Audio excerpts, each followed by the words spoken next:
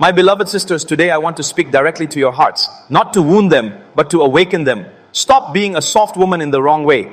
Softness is not inherently weakness. However, the wrong kind of softness can break you instead of building you. We live in a time when softness is mistakenly equated with submission to every pain, every person, and every pressure. That's not what Islam teaches. Islam calls upon you to rise above the world. It doesn't ask you to be broken by it. You are not called to remain silent when you're mistreated, to nod quietly when you're wronged, or to smile while being disrespected. No, Islam encourages you to live with honor, dignity, and firm boundaries. You, my sister, were not created to be invisible. You were created to shine, not out of arrogance, but with purpose.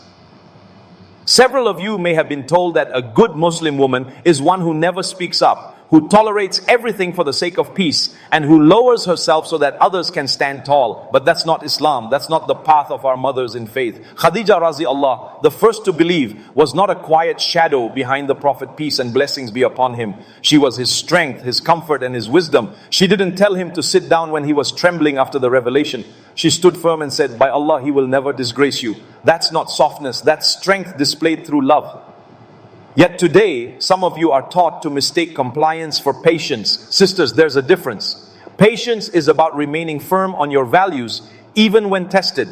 It does not mean accepting abuse, tolerating manipulation, or staying in situations that damage your faith and dignity. Many of you stay quiet when wrong is being done because you don't want to rock the boat. But if that boat is heading toward harm, should you stay on board? Silence. In the face of injustice is not sabr, patience. It is self-neglect.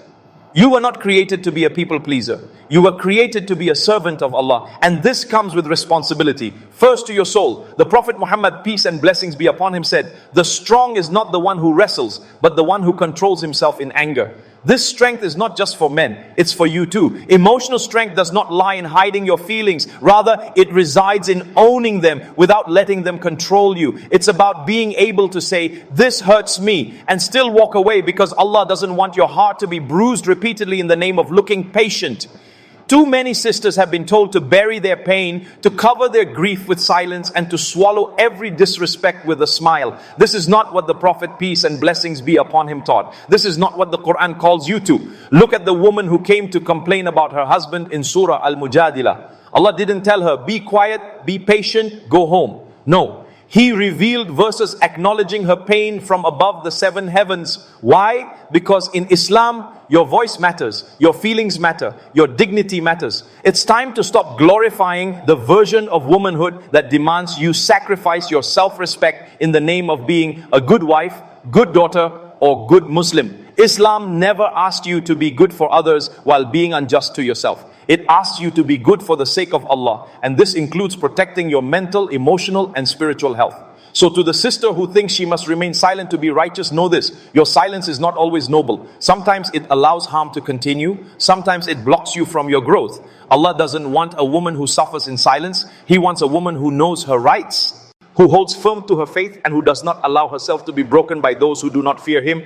You can have a soft heart while still maintaining strong boundaries. You can speak gently and yet clearly express your stance. You can love others without allowing them to walk all over you. That's not arrogance, that's recognizing your worth. And where does this worth come from? It comes from your connection with Allah. The moment you begin to define yourself by others, by their opinions, validation, or approval, is the moment you weaken your foundation. But when you define yourself by your Creator, no one can shake you. Some of you have been in relationships, friendships, or families where you were made to feel that strength equates to rebellion and silence equals righteousness. However, Islam does not praise weakness, it praises balance. Islam does not call you to suppress your voice. It encourages you to use it wisely. The Prophet, peace and blessings be upon him, raised women who were confident enough to correct companions, narrate thousands of hadith, debate scholars, and stand confidently in public. Would you call them soft? No, they were strong, not in volume but in purpose. So my beloved sister, if you've been succumbing to the pressure of others' expectations, if you've been drowning in silence thinking it makes you better, or if you've been allowing people to walk over your deen, your peace, and your worth, it's time to stop. It's time to reclaim the strength that Islam has already given you. Stop being gentle in ways that hurt you. Stop believing that patience means erasing your needs. Stop calling it sabr when it's truly fear of confrontation. Start standing firm like the women of Jannah did. Hold your heart high, not in pride, but in taqwa. And remember, you don't need to scream to be heard by Allah. You just need to believe that He sees your struggle, your strength, and your silence, and that He desires more for you than the world has ever offered. Dear sister, I urge you to look within your heart for a moment. The softness you carry is not a flaw, it's a divine gift.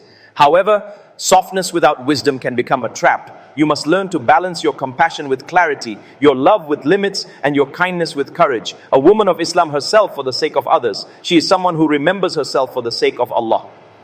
In today's world, emotional confusion is prevalent. You may be told that being emotional makes you weak and that shedding tears, expressing hurt or needing reassurance is a sign of instability. But Islam never taught you to suppress what Allah created within you. The Prophet Muhammad, peace and blessings be upon him, was the most emotionally intelligent of men. He cried when people passed away, expressed love openly and comforted the brokenhearted without belittling a woman's emotions. Yet, he was the strongest man to walk this earth. Why? Because he managed his emotions without burying them. This is the balance you must strive for.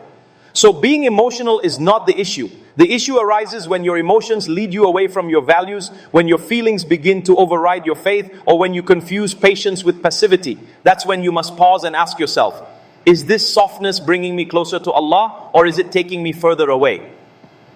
Emotional intelligence is one of the greatest strengths a woman can develop. It doesn't mean never feeling pain. It means knowing how to respond when you do feel it. It means being able to cry without becoming paralyzed. It means being able to feel deeply but still choose wisely. Islam teaches you to regulate your soul, to anchor your heart in dhikr, and to cleanse your mind through prayer. This way, when people mistreat you, you won't collapse. You will rise. How many times have you remained in a toxic friendship thinking you were being merciful? How many times have you tolerated verbal abuse in your marriage, believing you were being patient? How many times have you silenced your own needs to please others, telling yourself that this was noble? Sister, that's not sabr. That's fear. That is the softness that shaitan loves, not Allah. It weakens your boundaries and chips away at your dignity until there's nothing left but quiet misery. Real sabr is not passive. It's powerful. It endures pain without surrendering to it. It speaks the truth when it's difficult. It walks away when something dishonors your soul. It recognizes your worth in Allah's eyes and does not allow anyone to redefine it for you. A woman of sabr does not remain silent in the face of zulm, injustice. She prays, she plans, and she protects herself. She understands that Allah does not love the oppressors, and that includes those who oppress themselves by tolerating what He has forbidden. Some of you have spent your entire lives being too nice to say no, too nice to protect your peace, too nice to hold people accountable. And where has that led you? Exhausted, disrespected, empty. Islam did not come to break your back under the weight of toxic kindness. It came to lift you into balance. Be kind, yes, but don't be used. Be loving, yes, but don't be manipulated. Be gentle, yes, but don't be invisible. There's a reason Allah describes believing women in the Quran as fortresses of honor. Think about that image. A fortress is not weak. A fortress protects. A fortress stands firm no matter how hard the world tries to break through. That is who you are meant to be. A woman who guards her heart, her deen, and her values. You are not a doormat for people to wipe their feet on in the name of patience. You are a servant of Dinaras. Rahman Hasatesh. And He did not create you to live beneath your worth. We often hear about Maryam alayhi salam as the most honored woman in Islam. But do you know what made her so special? It wasn't just her modesty or her worship, it was her strength. She carried her pregnancy alone, gave birth alone, and faced slander and judgment alone. Yet she never lost her dignity and never broke down seeking pity. She turned to Allah and stood tall. Allah Himself says He chose her and purified her above the women of all nations. Why? Because she had tawakkul. Because she had resilience. Her softness did not come at the cost of her strength. This is the balance you must seek. When the world tells you to be quiet, speak the truth with mercy. When the world tells you to accept disrespect, walk away with grace. When the world tells you your value is in being agreeable, remind yourself that your value lies in your taqwa. When people try to define you by your appearance, relationship status, or ability to please them, step back and ask, what does Allah think of me right now? Your strength is not in raising your voice, it's in raising your standards. Your worth is not in being liked by everyone, it's in being loved by Allah. You don't need constant attention to feel valuable. You need constant adhikri to stay grounded. You don't need others to praise you. You need to live in a way that Allah praises you on the day of judgment. Do not confuse obedience with servitude to people. You were not created to worship approval. You were created to worship the one who sees you crying at night, hears the words you're too afraid to say, and knows your value even when others don't. Let that be your anchor. Let that be your softness, guided by divine strength, not worldly fear. If you find yourself breaking down today, if your tenderness has led you to tears, regret, or wounds that no one else sees, then return to Allah. Pour your heart out in sujood, prostration. Tell Him what you're afraid to share with the world. Ask Him for the strength that is quiet yet unshakable, the courage to say no when others expect you to say yes, and the mercy that uplifts others without diminishing yourself. You are not weak, you are just learning. The moment you begin to see yourself through the lens of the Quran, rather than through the eyes of people, is the moment you become powerful. My beloved sister, as you reach the final part of your journey, remember something that can change your life. You are not defined by what people say about you. You are defined by what Allah has written about you. The world will constantly try to label you too emotional, too opinionated, too quiet, too loud, too soft, too strong. But none of that matters if your identity is rooted in Him rather than in their opinions. Your worth does not come from the number of followers you have on social media or the compliments you receive. It comes from how close you are to Allah when no one is watching. The world often evaluates women based on superficial standards: appearance, relationship status, approval, and charm. But Allah measures a woman by her taqwa, consciousness of God, her sincerity, and her ability to remain steadfast even when surrounded by turmoil. If today you feel like you have been living too long for others, pleasing everyone but yourself, giving everything but peace to your soul, then it's time to return to the one who knows you better than you know yourself. Allah doesn't want you to break for people who would never break for you. He wants you to walk with confidence, not arrogance, to speak with wisdom, not harshness, to love with mercy while protecting your deity. Dignity as if it were a trust from the heavens, because it is. Look at the examples Allah provided. Khadija, R.A., was not praised for her silence. She was celebrated for being wise, wealthy, grounded, and supportive. She didn't hide her strength. She used it to uplift her husband, serve Islam, and guide her household. Aisha, R.A., was not lauded for pleasing everyone. She corrected the men of her time and stood for truth, using her intelligence, not just her emotions. Salama's advice changed the direction of the Prophet's mission, and he listened. Nusayba, R.A., took up a sword to protect the Prophet, peace and blessings be upon him, during battle. This is your lineage, your legacy. How can you ever think you are meant to be weak in the wrong way? Being soft in Islam does not mean being weak. It means being graceful. It means your heart is tender, but your will is firm. You can cry in sujood, yet still walk into the world unshaken by rejection. It means your character melts hearts, but your boundaries protect your soul. This is not a contradiction. It is divine balance. Yes, there will be people who don't understand you. They will say you've changed or accuse you of being too much. Let them.